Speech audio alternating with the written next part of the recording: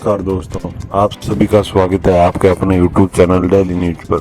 अगर आप इस चैनल पर पहली बार विजिट कर रहे हैं तो चैनल को सब्सक्राइब करके बेल आइकन दबा लें। चलते हैं न्यूज की ओर। तो निर्मला सीतारमण ने कृषि क्षेत्र के लिए किए 11 बड़ा ऐलान, जानिए बड़ी बातें। वित्त मंत्री निर्मला सीतारमण ने सरकार की ओर से घोषित 20 लाख करोड़ रुपए के आत्मनिर्भर भारत अभियान पैकेज का तीसरा ब्रेकअप दिया। प्रेस कॉन्फ्रेंस के दौरान उन्होंने खेती और कृषि क्षेत्र को लेकर पैकेज का ऐलान किया। निर्मला सीतारमण ने कहा कि किसान मुसीबत का सामना कर रहा है और 20 लाख करोड़ रुपए का आत्मनिर्भर भारत अभियान पैकेज इन्हीं के लिए है।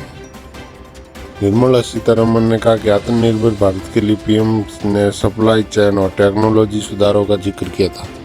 आज हम कृषि पर बात करेंगे। भारत के किसानों ने हमेशा विपरीत हालात में अपनी क्षमता दिखाई है।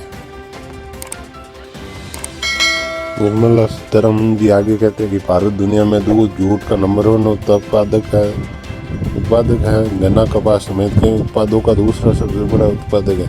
उन्होंने कहा 30 पैकेज में 11 ऐलान है, जिनमें से 8 बुनियादी ढांचे को मजबूत करने, क्षमता और बेहतर करने से संबंधित, जबकि बाकी 3 शासन और प्रशासनिक सुधारों से संबंधित हो गए। उन्होंने कहा 30वीं किस्त में किसान क्रेडिट कार्ड के लिए 2 लाख करोड़ रुपए है। किसानों के खाते में 18,700 करोड़ रुपए दिए। फसल बीमा योजना के लिए 6400 करोड़ रुपए, MSP 17,300 करोड़ रुपए दिए गए। कृषि इंफ्रास्ट्रक्चर के लिए 1 लाख करोड़ रुपए। वित्त मंत्री निर्मला सीतारमण ने कहा कि कृषि बुनियादी ढांचे के लिए सरकार 1 लाख करोड़ रुपए देगी। यह एग्रीग्रेट्स, FPO, प्राइमरी एग्रीकल्चर सोसाइटी आदि के लिए फार्म गेट इंफ्रास्ट्रक्चर विकास के लिए दिया जाएगा, जैसे कोल्ड स्टोरेज। MFES के लिए 10,000 करोड़ रुपए की योजना लेकर आई है। वित्त मंत्री ने कहा कि फूड एंटरप्राइज माइक्रो साइज के लिए 10,000 करोड़ रुपए दिया जाएगा क्लस्टर आधार पर, ताकि वह ग्लोबल स्टैंडर्ड के प्रोडक्ट बना सके। वेलनेस हर्बल ऑर्गेनिक प्रोडक्ट करने वाले 2 लाख माइक्रो फूड एंटरप्राइजेज को फायदा होगा, जैसे बिहार में मखाना उत्पाद, कश्मीर में केसर, कर्नाटक में रागी उत्पादन, नॉर्थ ईस्ट में ऑर्गेनिक फूड, तेलंगाना में हल्दी। मछुआरों को भी दी जाएगी नई नौकरी। वित्त मंत्री ने कहा कि प्रधानमंत्री मत्स्य संपदा योजना, इसकी घोषणा बजट में की गई है। कोरोना की वजह से इस तत्काल लागू किया जा रहा है। मछुआरों को नई नौकाएं दी जाएगी। 55 लाख लोगों को रोजगार मिलेगा। सरकार को नए समुद्री और अंतर्देशीय मत्स्य पालन को बढ़ावा देने के लिए 20,000 करोड़ रुपए की प्रधानमंत्री मत्स्य संपदा योजना शुरू की है। डेयरी प्रोसेसिंग में बढ़ावा देने, कैटल फीड प्रोडक्शन में निर्यात के लिए 15,000 करोड़। वित्त मंत्री निर्मला सीतारमण ने कहा कि निजी निवेश, डेयरी प्रोसेसिंग में बढ़ावा देने, कैटल फीड प्रोडक्शन में निर्यात के लिए 15,000 करोड़ रुपए का फंड है।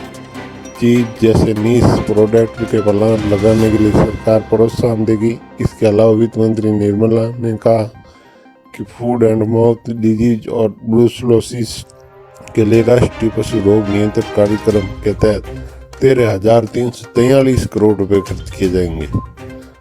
हर्बल खेती को बढ़ावा देने के लिए 4,000 करोड़ रुपए। वित्त मंत्री ने कहा कि हर्बल खेती को बढ़ावा देने के लिए 4,000 करोड़ रुपए को पैकेज दिए जाएंगे। अगले 2 वर्षों में 1 लाख हेक्टेयर जमीन को कवर किया जाएगा।